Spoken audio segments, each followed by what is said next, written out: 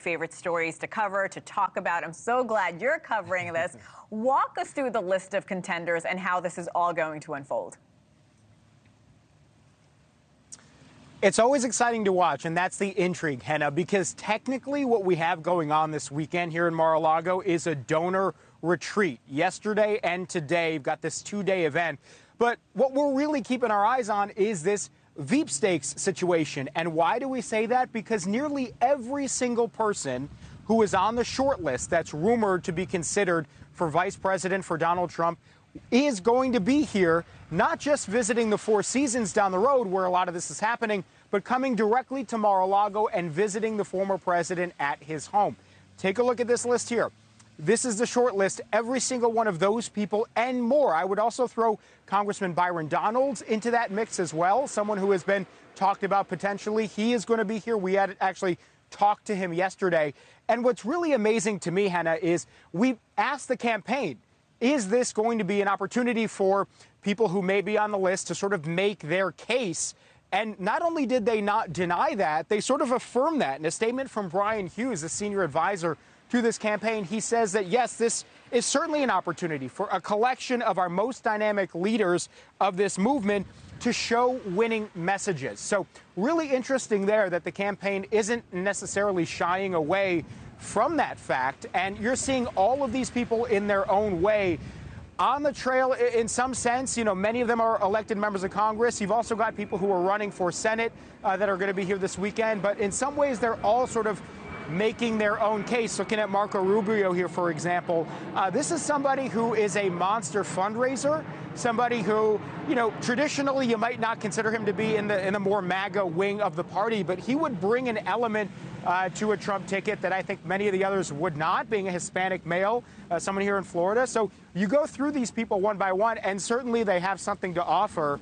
This is an opportunity for them, as the campaign openly says, to sort of prove their chops here. To be a fly on that wall this weekend. I do want to ask about Kristi Noem. Like I mentioned, a lot of talk around her. She's facing a ton of backlash after talking about shooting her dog in a new book. Do you think Trump will take that into consideration, or is just a news cycle that he's going to move past? You know, it's really hard to see that this would just be a news cycle that fades away.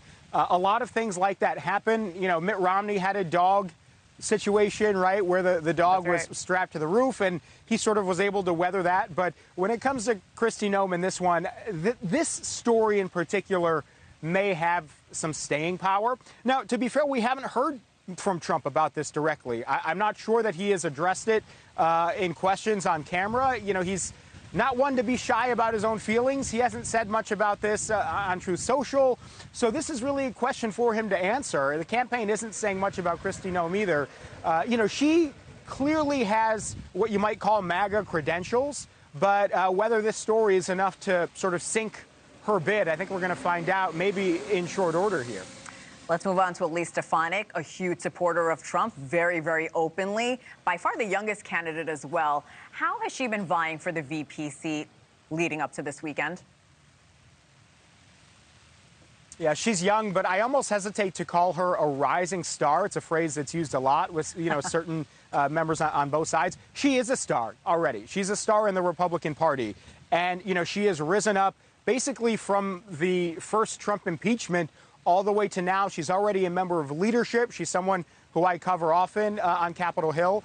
And she, in the last couple of months, has made an extra name for herself on a national platform when she really took on the college professors in that hearing that is now sort of famous or infamous, no matter how you're looking at it, when it came to anti-Semitism. She made that a fight that she wanted to have, and frankly, she won that fight. And she has been on the campaign, not on the campaign trail, but she's been a surrogate for Donald Trump, doing interviews nationally. And she's talked about even how that congressional hearing where she took on some of the college professors on this issue has gotten more views on YouTube than any other hearing in history.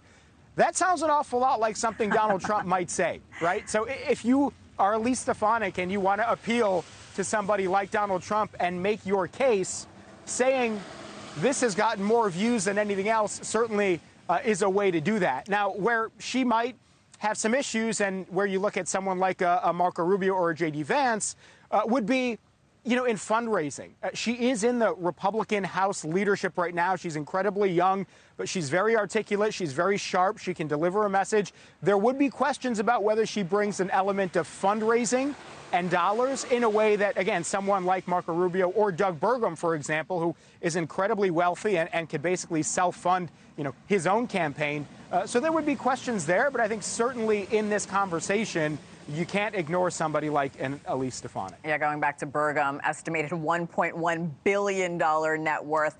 Joe, before I let you go, very curious, do we have a timeline of when the VP pick for Trump and his campaign will be announced? Have they said anything?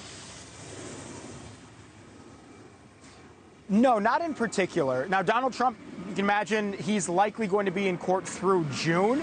The only thing he has said about a timeline concretely is that this is going to come before the conventions. So the conventions are in the summer, which would reasonably, you know, you might expect maybe June or July, you might get an announcement.